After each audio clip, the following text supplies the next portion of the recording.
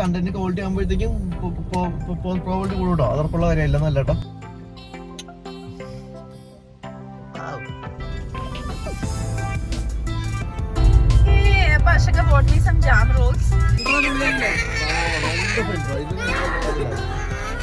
ഞങ്ങൾ ഡെയിലി കഴിക്കാറുണ്ട്. വീഡിയോ എടുത്തോട്ടെ.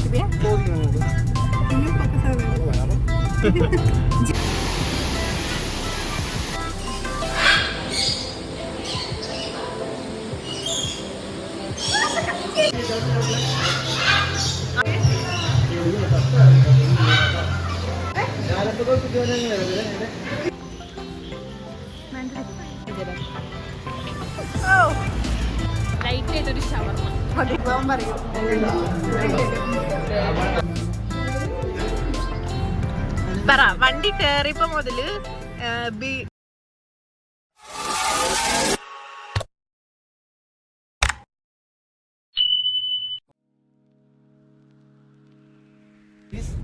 പിന്നെ നീ പറഞ്ഞ പോലെ കണ്ടന്റ് ക്വാളിറ്റി ആകുമ്പോഴത്തേക്കും പ്രോബിലിറ്റി കൂടും. അതർപ്പുള്ള കാര്യമല്ല നല്ല കേട്ടോ.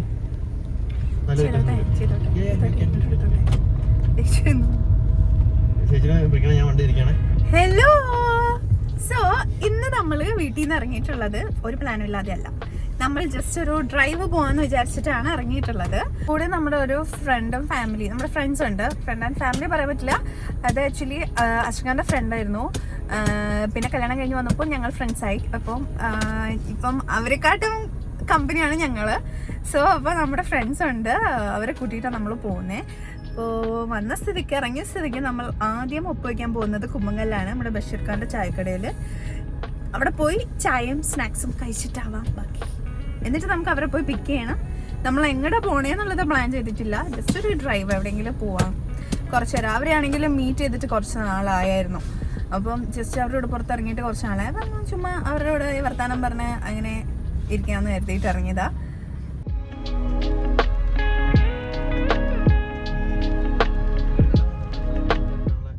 പ്രത്യേകിച്ച് വീക്കെൻഡ്സ് ആകുമ്പോഴത്തേക്കും നമ്മൾ സ്കിപ്പ് ചെയ്യാത്തൊരു സംഭവമാണ് ഇവിടുത്തെ ചായ. അപ്പോൾ നമുക്ക് ഫസ്റ്റ് അങ്ങോട്ട് പോകാം. അപ്പോൾ നമ്മളെത്തി, നമ്മുടെ സ്ഥിരം സ്പോട്ടിൽ എത്തിയിട്ടുണ്ട്. മാത്രമല്ല ഇപ്പോൾ സമയം ഏകദേശം 4:30 ആയിട്ടുണ്ടായിരുന്നുള്ളൂ. അതുകൊണ്ട് നമുക്ക് എല്ലാവിധ സ്നാക്സും അവൈലബിൾ ആണ്.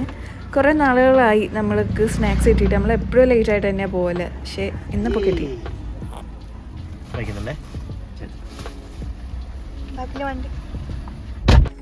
ബേസിക്കലി ഞാനൊരു പഴംപൊരി ഫാനാണ്. മാത്രമല്ല ഇവിടുത്തെ പഴംപൊരി അടിപൊളിയാ. പഴംപൊരി മാത്രമല്ല, ഉള്ളിവടയും പരിപ്പടയൊക്കെ അടിപൊളിയാണ്. ഇപ്പോൾ കുറച്ച് ദിവസമായിട്ട് ചേച്ചിന് ഭയങ്കര മടിയുണ്ട് ഫുഡ് കഴിക്കാനായിട്ട്. എന്തെടുത്താലും പുള്ളിക്ക് കഴിക്കാൻ പറ്റില്ല. അപ്പോൾ അങ്ങനെ നിൽക്കുമ്പോൾ ഞങ്ങൾ ട്രൈ ചെയ്ത ഒരു ഹാക്കാണ്. നമ്മൾ എന്താണോ കഴിക്കുന്നത് അത് പുള്ളി കാണുകയാണെന്നുണ്ടെങ്കിൽ ആൾ കുറച്ചുകൂടി ഫുഡ് കഴിക്കും. പക്ഷെ കുഞ്ഞിലൊന്നും ആൾക്ക് അങ്ങനെ കുറച്ചുകൂടി ചെറുപ്പത്തിൽ അത്ര പ്രശ്നം ഉണ്ടായിരുന്നില്ല. കാരണം അത്ര അറിവായിട്ടുണ്ടാവില്ലായിരിക്കും. ഇപ്പോൾ എന്ന് പറഞ്ഞാൽ ഓരോരുത്തരെ റെക്കഗ്നൈസ് ചെയ്ത് വരുന്നുണ്ട്, കുറേ കൂടി കാര്യങ്ങൾ മനസ്സിലാക്കി വരുന്ന ഒരു സമയമാണെന്ന് തോന്നുന്നു. അതിൻ്റെ ആയിരിക്കും. അപ്പോൾ എന്താണെന്ന് വെച്ച് കഴിഞ്ഞാൽ ആൾ ഒബ്സർവ് ചെയ്യുന്ന ഒരു കാര്യം നമ്മൾ കഴിക്കുന്നുണ്ടെങ്കിൽ പുള്ളിക്ക് ഓക്കെയാണ്. അപ്പോൾ ആളത് ഫുഡ് കഴിക്കുന്നുണ്ട്. അപ്പോൾ അങ്ങനെ ആകുമ്പോഴത്തേക്കും ഇപ്പം നമ്മൾ എന്താ ചെയ്യുന്നതെന്ന് വെച്ച് കഴിഞ്ഞാൽ ആൾക്ക് എന്ത് ഫുഡ് എടുത്തു കഴിഞ്ഞാലും ഞങ്ങൾ കഴിക്കുന്ന പോലെ കാണിക്കുക, അല്ലെങ്കിൽ ഞങ്ങൾ കഴിക്കുക, എന്നിട്ട് പുള്ളിക്ക് കൊടുക്കുമ്പോഴത്തേക്കും കഴിക്കുന്നുണ്ട്. അല്ല, നമ്മള് ചെയ്യുന്നതാണ് അവൻ എമിറ്റേറ്റ് ചെയ്യാൻ നോക്കുക. അതിപ്പം ഫുഡിന്റെ കഴിക്കുന്നതാണെങ്കിലും ഇപ്പം നമ്മൾ രാവിലെ ബെഡ്ഷീറ്റ് വിരിക്കുന്നു, അല്ലെങ്കിൽ നമ്മൾ ബ്രഷ് ചെയ്യുന്നു, അതൊക്കെ പുള്ളി ഒബ്സർവ് ചെയ്യുന്നുണ്ട്. അപ്പോൾ ഇതിൻ്റെ ആയിരിക്കും അവൻ എന്ത് ചെയ്യുക, ഫ്യൂച്ചറിലോട്ടും ഇമിറ്റേറ്റ് ചെയ്ത് അല്ലെങ്കിൽ ആസ് എ പേഴ്സൺ ആകുമ്പോഴും ബെറ്റർ ആയിട്ട് വരാം.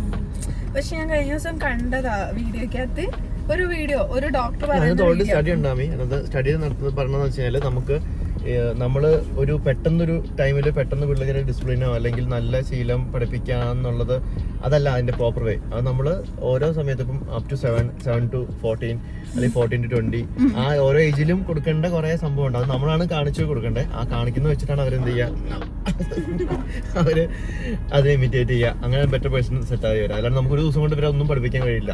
അപ്പൊ നല്ല ശീലം ഉണ്ടാവണമെങ്കിൽ നമ്മളും നല്ല ശീലം ഉണ്ടാക്കണം. ബോയ്സിനെ ശരിക്കും പറഞ്ഞിട്ടല്ലോ കൂടുതലും അവരുടെ അപ്പന്മാര് ചെയ്യുന്നത് എന്താണോ അതായിരിക്കും അവരെ കൂടുതൽ ഇമിറ്റേറ്റ് ചെയ്യാൻ ട്രൈ ചെയ്യാം. ഞാൻ കുറെ കൂടെ ഡിസിപ്ലിൻ ആവാണ്ടിരിക്കുന്നു. അല്ല, ഞാൻ ശരിക്കും കണ്ടതാ വീണ്ടും ഒരു വീഡിയോക്കകത്ത് ഈ പറയുന്ന പോലെ ഫുഡ് കഴിച്ച് കഴിഞ്ഞിട്ട് പ്ലേറ്റ് വാഷ് ചെയ്യാനായിട്ട് പോവാണ്, അച്ഛൻ പോവാണ്. അപ്പൊ കൊച്ചത് ഭയങ്കരമായിട്ട് ഒബ്സർവ് ചെയ്യുന്നുണ്ട്. ഇവൻ ബോയ് ഓർ ഗേൾ, വീഡിയോക്കകത്ത് ബോയ് ആയിരുന്നു. അപ്പൊ ആ ആൺകുട്ടി അത് ഒബ്സർവ് ചെയ്തിട്ട് അവനും അതേപോലെ തന്നെ അവന്റെ ഡാഡിനെ ഇമിറ്റേറ്റ് ചെയ്ത് അവനും അങ്ങനെ തന്നെ ചെയ്യാം. പക്ഷെ ഇതിനകത്ത് ഒരു ഇൻട്രപ്ഷൻ എന്നറിയോ, ഇതില് ബോയ് ഗേൾ എന്നല്ല, കുട്ടിയാണെന്നുണ്ടെങ്കിൽ ഒബ്സർവ് ചെയ്തിരിക്കും. അവിടെ നമ്മൾ ജെൻഡറിന്റെ സംഭവം കൊണ്ടുവരേണ്ട ആവശ്യം തന്നെ ഇല്ല. അതിപ്പോ ആൺകുട്ടിയായാലും പെൺകുട്ടിയാണെങ്കിലും അങ്ങനെയാണെങ്കിൽ ഇക്കാക്ക് ഉപ്പച്ചിന്റെ അടുത്തുനിന്ന് കിട്ടിയിട്ടുള്ളത് എന്താണെന്ന് പറയാം, ഒബ്സർവ് ചെയ്ത് കിട്ടിയിട്ടുള്ള കാര്യം എന്താന്ന് പറയും.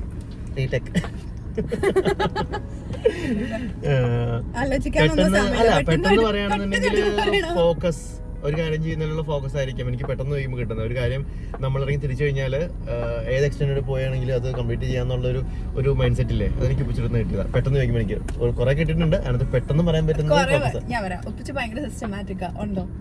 സിസ്റ്റമാറ്റിക് ആയിക്കൊണ്ടിരിക്കുന്നത്. ഇപ്പൊ എന്റെ ഒരു ഒബ്സർവേഷനില് ഞാൻ വന്നതിന് ശേഷം ഞാൻ ഒബ്സർവ് ചെയ്തിട്ടുള്ള കാര്യം കുറച്ച് സിസ്റ്റമാറ്റിക്കാ. അതെ, ഡിസിപ്ലിൻഡ് ആണ്, ഭയങ്കര ഡിസിപ്ലിൻഡാ. എന്നുവെച്ചാല് ഉപ്പച്ചി ഇറ്റ്സെൽഫ് സിസ്റ്റമാറ്റിക് ആണ്, ഡിസിപ്ലിൻഡ് ആണ്, എല്ലാം വളരെ ഓർഡർ ചെയ്യുന്ന നീറ്റായിട്ട് ചെയ്യുന്നതാണ്.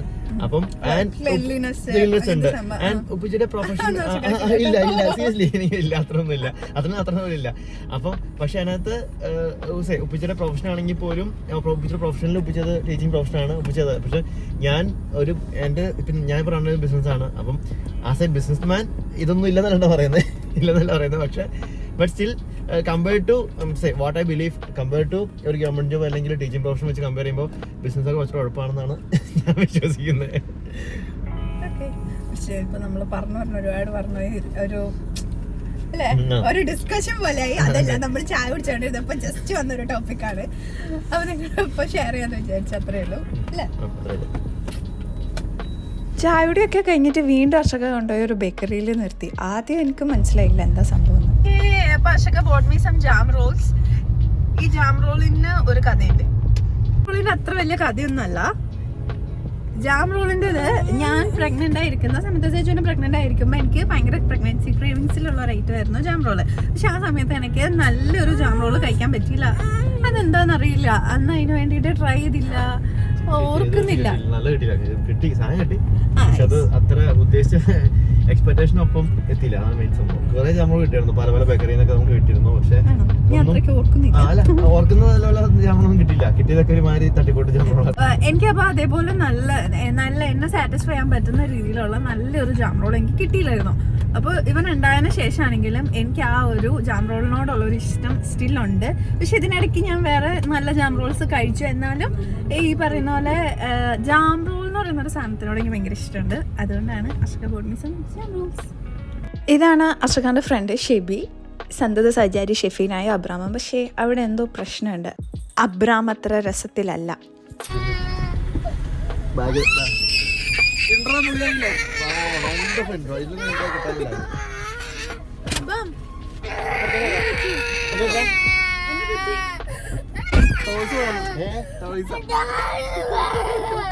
ടോയ്സ് ആയിരുന്നു രാജാവിന്റെ പ്രശ്നം. പിന്നെ എന്തൊക്കെയോ എങ്ങനെയൊക്കെയോ ഒക്കെ പറഞ്ഞൊന്ന് സമാധാനത്തിലാക്കി. ജോഷില്ലേ, ജോഷ് പോട്ടെ, എന്നിട്ട് പേര് ജേക്കബ്സിന്റെ അവിടുന്ന് കുറച്ച് പേര് ഇല്ല, 10-30 മിനിറ്റ് അരികില്, അല്ലെങ്കിൽ ഉറവപ്പാറ.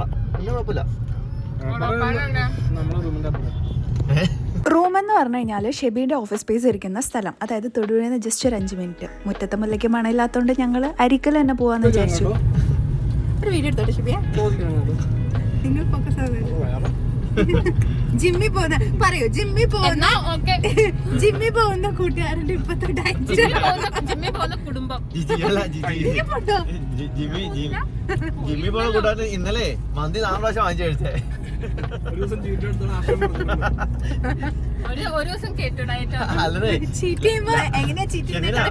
ലാസ്റ്റ് മന്തിയുടെ മതി ചെക്കനുണ്ടല്ലോ, തട്ടി തട്ടിടുവാ. ലാസ്റ്റ് പുള്ളിയെ പ്ലേറ്റ് വെച്ചിട്ട് പോയി.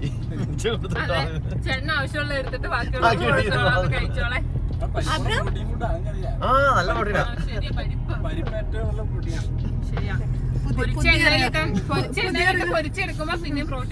അതന്നെ, പ്രോട്ടീൻ പ്ലസ് ആവും. ഗൈസ് ഞാൻ പറയട്ടെ, എന്താ ഞാൻ വിചാരിച്ചത് അടുത്ത് നമുക്ക് ഞാൻ പ്ലാൻ ചെയ്തോ നമുക്ക് വിയറ്റ്നാം പോവാം. വിയറ്റ്നാം ആവുമ്പോ നമ്മുടെ ഇന്ത്യൻ റുപ്പീസ് വാല്യൂ കൂടുതലാ അല്ലേ, നമുക്ക് കൂടുതൽ ചെലവാക്കാൻ പറ്റും. നല്ല ചെലവുണ്ടല്ലോ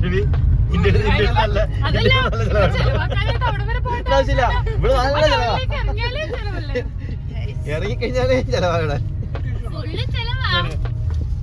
ഒന്നും നടക്കാൻ പോകുന്നില്ല. ഓഗസ്റ്റ് 10 തുടങ്ങിയിട്ട് ഓഗസ്റ്റ് ലാസ്റ്റ് ആവുമ്പോഴത്തേക്കായിട്ട് കഴിയും. എന്തായാലും ക്രിസ്മസ് വെക്കേഷൻ കിട്ടാണ്ടിരിക്കില്ലല്ലോ. അപ്പൊ 31 പിന്നെ ആ സെപ്റ്റംബർ ഫുള്ള് എനിക്ക് എന്തായാലും ഒരു 10 ദിവസത്തേക്ക് ഇപ്പൊ ക്ലാസ് ഉണ്ടല്ലോ. എക്സാം ഒരു വർഷം താമസിച്ചാലും കുഴപ്പമില്ലല്ലോ. പകരം വേറെ ആളെ കയറ്റാൻ അത് ശ്രദ്ധിച്ചോ. മേഘാലയ പോയാൽ പിന്നെ കിട്ടുമോ? പരീക്ഷ പോയാൽ അടുത്ത വർഷം അങ്ങനെ ടിക്കറ്റ് എടുക്കാം. ശരിക്കും ഹൈദരാബാദ് പോയാ മുപ്പില് ടിക്കറ്റ് എടുക്കാം. അർഷിക മിണ്ടുന്നില്ല കേട്ടോ. അർഷിക ഒന്നും കിട്ടിയില്ല. കുട്ടി മിണ്ടുന്നില്ല. അതായത് നമ്മൾ ഇതിന് മുന്നേ പോയിട്ടുള്ള ട്രിപ്പുകളാണെങ്കിലും പെട്ടെന്നുള്ള ഒരു മൊമെൻറ്റിൽ തോന്നിയിട്ട് നമ്മൾ ടിക്കറ്റ് അങ്ങ് എടുക്കുകയാണ്. ഇൻഷാല്ലാ പറ്റുകയാണെങ്കിൽ പോകാമെന്നുള്ള മൈൻഡിൽ അങ്ങനെ നമ്മൾ പോയതായിരുന്നു ലാസ്റ്റ് ഹൈദരാബാദ്. ഇപ്രാവശ്യം നമ്മൾ മാക്സിമം ട്രൈ നോക്കി, പക്ഷെ ഒത്തില്ല. സെപ്റ്റംബർ ഒരു 3-4 ദിവസം മാറ്റി വെച്ചാൽ മതി. പറ്റുമോ? പറ്റുമെങ്കിൽ ഇപ്പൊ നമ്മൾ ടിക്കറ്റ് എടുക്കുന്നു. മേഘാലയക്ക് നമ്മള് നമ്മള് ഓണം വെക്കേഷൻ മേഘാലയയില്. ഓണസദ്യ മേഘാലയ ഓണസദ്യ മേഘാലയ മൺസൂൺ അടിപൊളിയായിരിക്കും കേട്ടോ. സൂപ്പർ ആയിരിക്കും. ഇപ്പൊ എടുക്കാം. ഇപ്പത്തെ ആ ഒരു മൂപ്പിൽ മൺസൂൺ എന്ന് പറഞ്ഞാൽ കഴിയൂലേ ഓഗസ്റ്റ് ആകുമ്പോഴത്തേക്കും. ഇതെപ്പോഴും അങ്ങനെ തന്നെ സംഭവിക്കാം. നമ്മൾ കുറേ പ്ലാൻ ചെയ്ത് ലാസ്റ്റ് മീമിലൊക്കെ കണ്ടിട്ടില്ലേ, സ്കെലിട്ടൺ ആയിരിക്കുമ്പോഴും പ്ലാനിങ് മാത്രം ചെയ്യുന്ന ആ ഫ്രണ്ട്സ്. യെസ്, ഞങ്ങളും അങ്ങനെ തന്നെയാണ്. പക്ഷെ ചില ട്രിപ്പൊക്കെ സംഭവിക്കും കേട്ടോ. സോ നമ്മൾ ഈ കഥയെല്ലാം പറഞ്ഞു വന്നപ്പോഴാണ് ഈ പറയുന്ന ജേക്കബ്സ് ഓഡിറ്റോറിയം അല്ല കേട്ടോ, convention centre and health park എന്നാണ് പറയപ്പെടുന്നത്. റോഡിൽ നിന്ന് കുറച്ച് ഹൈറ്റിൽ അതിരിക്കുന്നത്. നമ്മൾ ജസ്റ്റ് ഒന്ന് കാണാൻ വേണ്ടിയിട്ട് കയറിയതാണ്. മാത്രമല്ല ഇവർക്കൊരു ഓപ്പൺ സ്റ്റേജ് സെറ്റപ്പ് കാര്യങ്ങളൊക്കെ ഉണ്ട്. വിശാലമായ കാർ പാർക്കിംഗ് സൗകര്യം. ഏകദേശം 50,000 to 5,000 കസ്റ്റമർ വരെ ഇവർക്ക് ഇവിടെ അക്കോമഡേറ്റ് ചെയ്യാനായിട്ട് പറ്റും. കറക്റ്റ് ലൊക്കേഷൻ വരുന്നത് മൂവാറ്റുപുഴ പണ്ടപ്പള്ളി. ഇത്ര പ്രകൃതി മനോഹരമായ പ്രകൃതി രമണീയല്ലേ. വണ്ടിയുടെ ഗ്ലാസ് ഒന്നും ഈ വണ്ടിയുടെ ഗ്ലാസ്സാ. അതാകെ വൈപ്പറുള്ളോട്ട് മാത്രം അതൊന്നും തുടച്ചിട്ടു. മറ്റേ ഓഫർ വണ്ടി അല്ലേ ഷെഫീന?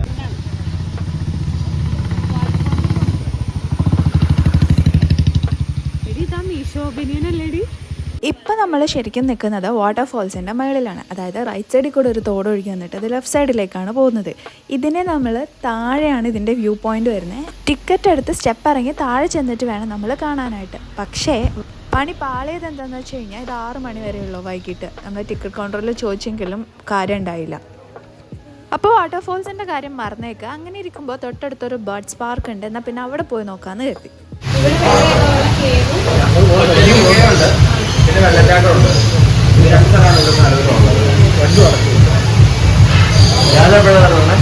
ഇവിടെ രാവിലെ 8 മണി. അത് അവിടെ എത്തുന്നു. നിങ്ങളെവിടെ തൊഴിലെവിടെയാ?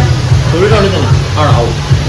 ഇപ്പോൾ 45-30. ബേർഡ്സ് പാർക്കിലെ ചേട്ടന്മാർ പറഞ്ഞത് വെച്ച് നോക്കുകയാണെന്നുണ്ടെങ്കിൽ നമുക്ക് അവിടെ ഈ പറയുന്ന അരീക്കൽ വാട്ടർഫോൾസ് മാത്രമല്ല കാണാനുള്ളത്, ഒരു ഗുഹയും കൂടി കാണാനുണ്ട്. 2 സ്ഥലത്ത് നമുക്ക് ടിക്കറ്റ് ഉണ്ട്. അതുകൊണ്ട് തന്നെ ടൈമിംഗ് ഉണ്ട്. രാവിലെ 8 അല്ലെങ്കിൽ 9 മണിക്ക് സ്റ്റാർട്ട് ചെയ്താൽ വൈകിട്ട് 6 മണിയാകുമ്പോൾ ക്ലോസ് ചെയ്യും. അത്രയും സമയം മാത്രമാണ് പബ്ലിക്കിന് ഓപ്പൺ ആയിട്ടുള്ളൂ. ബാക്കി അവർക്ക് ഭയങ്കര റെസ്ട്രിക്ഷൻസ് ഉണ്ട്. കാരണം നമ്മൾ ടിക്കറ്റ് എടുക്കാൻ ചെന്നപ്പോൾ 6:05 ആയിട്ടേ ഉള്ളൂ. നമ്മൾ ഒരുപാട് ചോദിച്ചിട്ട് അവർ ടിക്കറ്റ് തന്നിട്ടുണ്ടായിരുന്നില്ല. ഒരു ഫുൾ ഡേ നമുക്ക് പറയാൻ പറ്റില്ല, ഒരു ഹാഫ് ഡേ ഒക്കെ നമുക്ക് അടിപൊളിയായിട്ട് സ്പെൻഡ് ചെയ്യാൻ പറ്റും.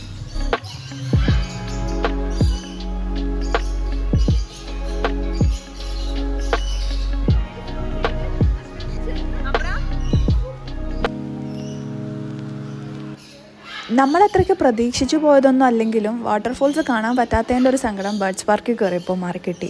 അത്യാവശ്യം വെറൈറ്റീസ് ഓഫ് ബേർഡ്സ് ഉണ്ടായിരുന്നു. എനിക്കാണെങ്കിലും ഫസ്റ്റ് എക്സ്പീരിയൻസ്, എനിക്ക് അതുകൊണ്ട് തന്നെ നല്ല ഇഷ്ടമായി.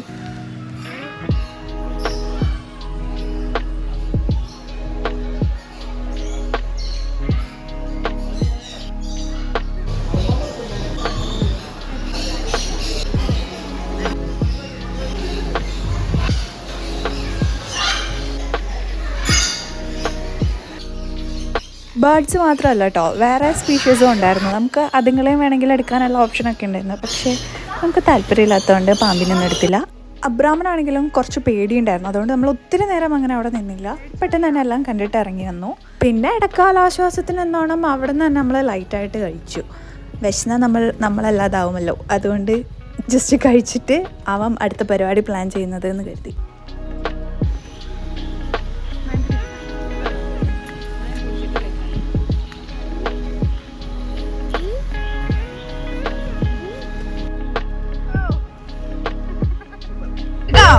നമ്മളിപ്പോ എങ്ങോട്ടാ പോകുന്നേ?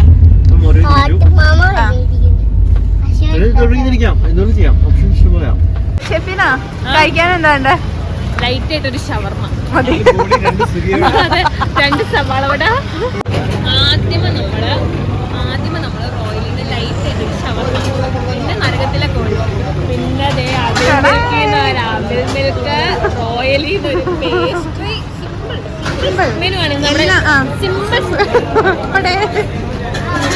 ബേഡ്സ് പാർക്കിൽ എന്താ നമുക്ക് വെള്ളച്ചാട്ടം ഫ്ലോപ്പ് ആയെങ്കിലും ബേഡ്സ് പാർക്കിലെ എക്സ്പീരിയൻസ് എങ്ങനെ ഉണ്ടായിരുന്നു? ഓക്കെ ആയിരുന്നു അല്ലെ? ആ ഒരു ഫ്ലോപ്പ് ആയ ഒരു ഫീല് മാറി അല്ല അബ്രാം? ബേഡ്സിനെ കണ്ടപ്പോ എങ്ങനെ ഉണ്ടായിരുന്നു? നല്ലതായിരുന്നോ? ഇഷ്ടായോ അബ്രാമിനെ? അബ്രാം പേടിച്ചോ? അബ്രാം പേടിച്ചു അല്ലേ? പിന്നെ കുറച്ച് ഹെവി ആയിട്ട് തന്നെ നമ്മൾ റോയലിൽ നിന്ന് ഫുഡ് കഴിച്ചു. അവിടെ നിന്ന് ഇറങ്ങിയപ്പോൾ മധുരം കഴിക്കാനുള്ള അതിയായ ആഗ്രഹം കൊണ്ട് നമ്മൾ നേരെ പോയത് മൈ ലബാനിലോട്ടായിരുന്നു. മാഹീറ്റ്സിൻ്റെ പേജിൽ നിന്നാണ് കേട്ടോ മൂവാറ്റുപുഴയിലും ഇത് സ്റ്റാർട്ട് ചെയ്തിട്ടുണ്ട് നമ്മൾ അറിഞ്ഞത്. അങ്ങനെ ഇരിക്കുമ്പം ഞങ്ങൾ തമ്മിലൊരു ഡിസ്കഷൻ വരാറുണ്ട്, നമുക്ക് ഒരുമിച്ച് പോയി കഴിക്കാം എന്നുള്ളത്. അങ്ങനെ ഞങ്ങൾ മാറ്റി വെച്ചിരിക്കുന്ന ഒരു സ്പോട്ടായിരുന്നു ഈ മൈ ലബാൻ. അത് മാത്രമല്ലടോ, നമ്മളെ കൊണ്ട് ഒറ്റയ്ക്ക് താങ്ങില്ല, അത്രയ്ക്കും ഉണ്ട്, അത്രയും ക്വാണ്ടിറ്റി ഉണ്ട് സംഭവം. കിട്ടി.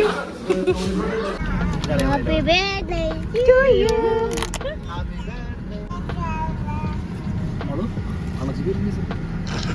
ഏതമ്മച്ചി അടിപൊളിയല്ലേ? ഭയങ്കര മധുരം. പറ, വണ്ടി കേറിയപ്പോ മുതല് എന്താണ് ബിലബാന്റെ മൈലബാൻ കഴിക്കണമെന്നും പറഞ്ഞോണ്ട് തുടങ്ങിയതാ. പറ ഷെഫീന, പറ. സംഭവം ഭയങ്കര ടേസ്റ്റിയാണ്, പക്ഷെ തല്ല കിറിഞ്ഞു പോണ ടൈപ്പ് മധുരം. കഴിച്ചുകൊണ്ടിരിക്കാൻ തോന്നുന്നു, പക്ഷെ മധുരം അനുസരിച്ച്. നീ ബേസിക്കലി മധുരം ലവറാണോ എരിവ് ലവറാണോ? ബേസിക്കലി മധുരാണ് ഇഷ്ടം, എരിവാണോ? മധുരാണ് ഇഷ്ടം.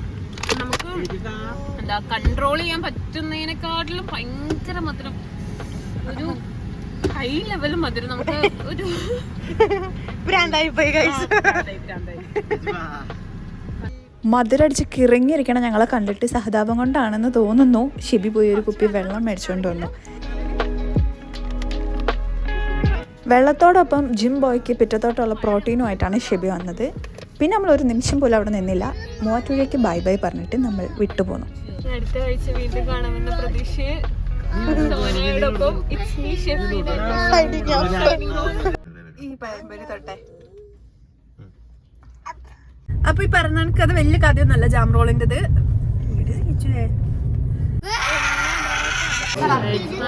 നമുക്ക് മറ്റേ വെള്ളച്ചാട്ടം